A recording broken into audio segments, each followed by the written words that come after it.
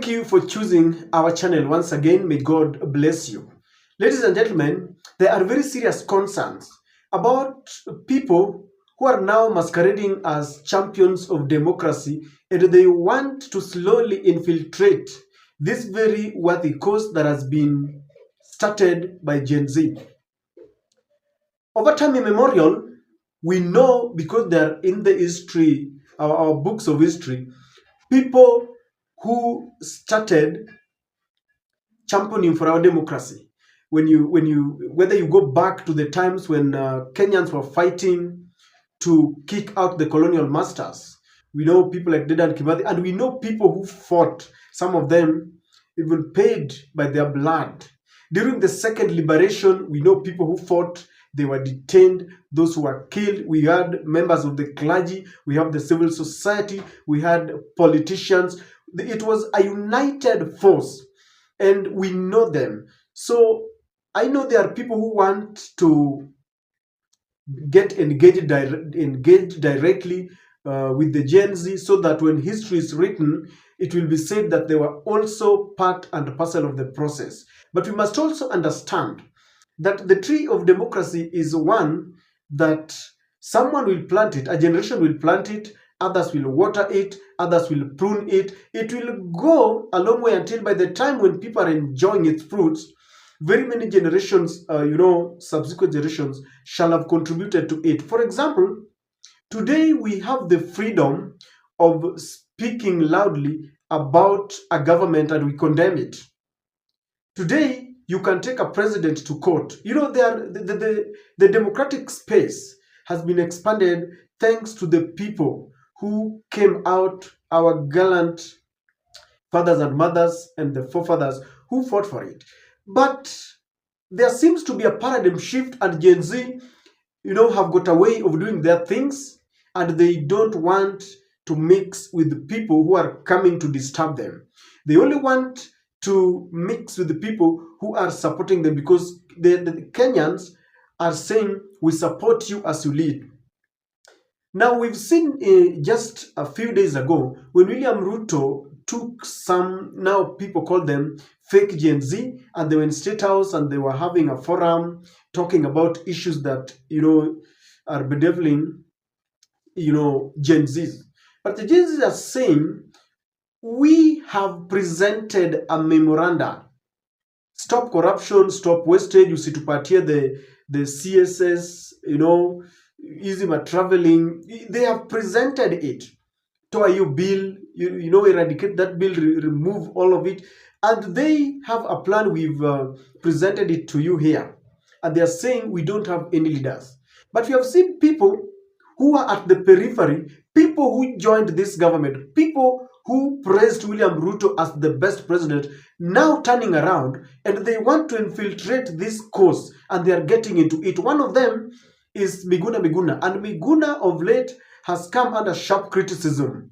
There is a statement he made that was a U-turn, and people are wondering, why exactly is this and why now? The timing is very significant, because Miguna Miguna fell out with the former President Uhuru Kenyatta and William Samoei Ruto when William was the deputy president. And in fact, there was a red alert. He could not fly back to his country.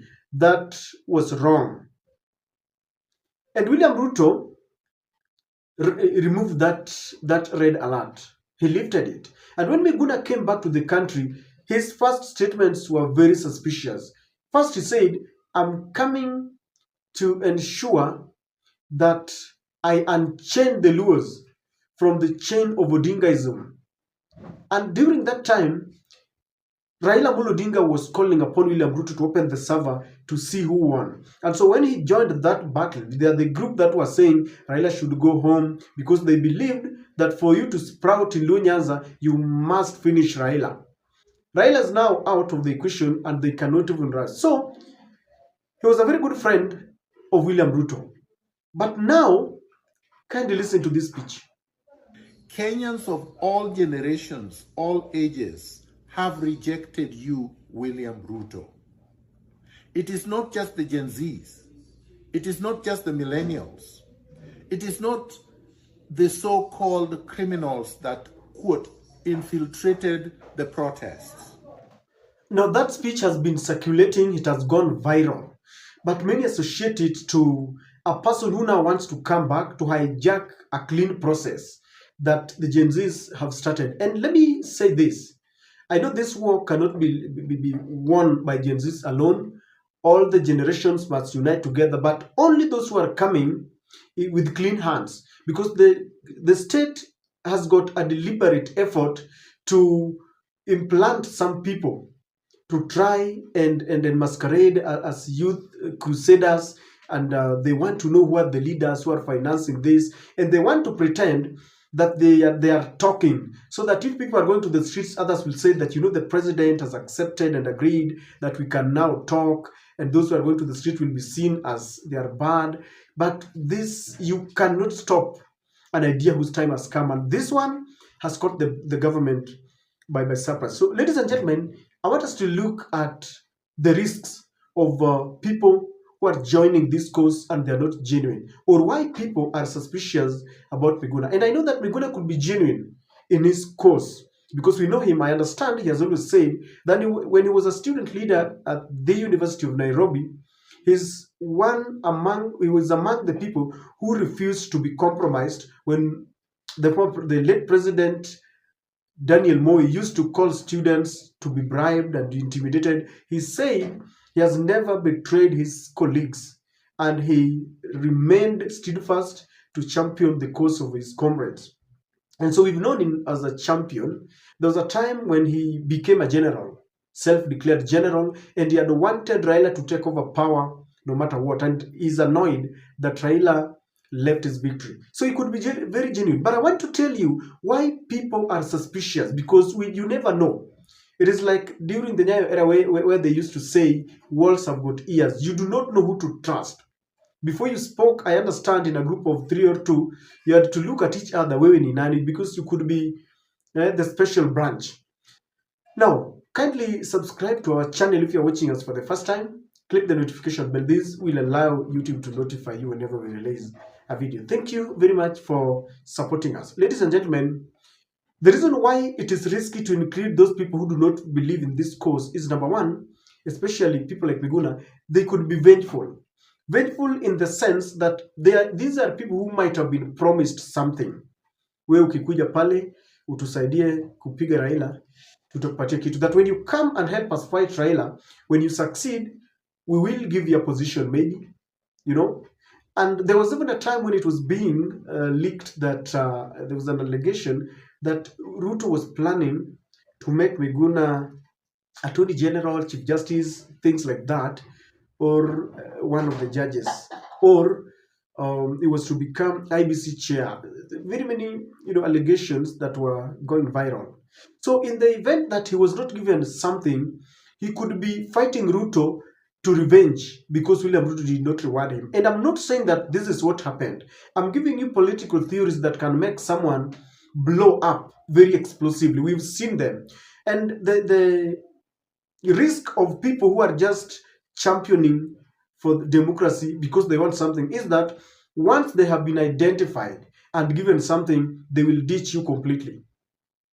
Unlike people are just fighting because they have Kenya at heart. They have seen failures. They have seen weaknesses. They have seen how people have been hoodwinked. They have seen corruption and the mess in the country. So that is one risk. A person who was, promised something and now it is not coming, so he wants to revenge. If he's given something, he will ditch them. Number two, he can be used to masquerade, to infiltrate. There could be a possibility that Miguna has not fallen out with Ruto. Like people are saying, when you see Gachagua and William Ruto are like shouting at each other, it could be a ploy to, divert people from looking at the very elephant in the room of corruption and finance bill and all this, They are also saying that there could be a possibility that Miguna has not fallen out with Ruto. He starts by throwing words, then he will attract the sympathy of the Gen Z, and they will say that anybody who is now portraying himself as an enemy of William Ruto is our friend. But be careful. Not all of them. So he could be used so that he can endear himself. And when he gets inside, he infiltrates, he will look at them, he will know, who is doing what, just trying, and he will hand over, he will betray them. That is also very possible. People don't really buy this narrative that wamekosana. In Kenya, when you see people, portraying a kind of enmity, no, you have to scrutinize them with a fine comb tooth. Number three, when people who don't believe in this cause are given a chance to lead the Gen Z, these are the people who will take them to State House to negotiate. They will say, the president is ready to talk. And they will say, now, because I'm your leader, let us go and talk. And when they get there, nothing tangible will come out. Because the government is very cunning. Kujeni tuonge, come and we talk. And there's nothing. They buy time. The momentum is slowing down. People cool off. And then they know with that, everything is gone. And when they bring these delaying tactics like we are talking, they are also regrouping and they are planning on how to counter you. Before you know it, they stop the negotiations and they have known how to counter you. So those are reasons why people are suspicious about Miguna. And many people believe that could be that he does not believe in the process. You understand? The people are just going there to be seen, we are part of this, just for history to be written. We were part of the liberation by Gen Z. If you are a true champion of democracy, you must understand that Kenyans know that at some point you played a part. People like Raila Amolo Odinga have continued to fight for democracy. Martha Karua, James Orengo. We know people, the list continues. There are people who have always done their best. In the contemporary one, we know people like Gathoni Mushomba, who has always stood firm, rejecting the finance bill and saying, we are not going to accept this. So people are saying that we should not let external forces to infiltrate the Gen Z because they are not coming in good faith. Others are coming to destroy this process. But I love the Gen Zs because they are saying we don't have a leader. We are going there on our own. Those who want to support us, let us go as equal partners. But don't tell us that you are our leader. Don't tell us to go to State House. We have given Ruto what he should change, not talking about. What are you talking about when you are told we don't want the finance bill? So what do you want people to talk about? When you are told stop corruption, what do you want people to negotiate about stopping corruption? When you are told, can you adhere to austerity measures? Stop all these travels where they don't amount to anything.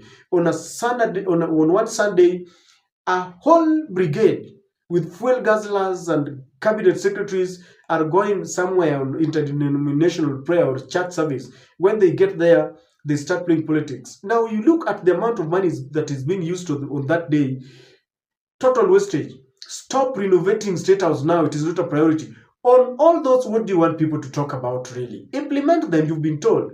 You still want to bring people like Omanga. We have cabinet secretaries and principal secretaries doing their work. So you still want to add them chief administrative secretaries. What for? And you are told we don't want them. Then you invite people for a dialogue. What kind of dialogue is that? You see, this government must wake up. We are not in the Nyayo era. And we are dealing with a generation that is .com, a generation that is ever on internet. They understand everything. So if you come with those old kind of behavior, it cannot. And we've said this over and over again. These people, you cannot, try and divide them along tribal lines. Watakuangalia, they will tell you you are outdated. So ladies and gentlemen, the external forces who are now coming should tell us what they want. Why is Miguna now making a U-turn on Ruto? He believed William Ruto was the angel. Why now?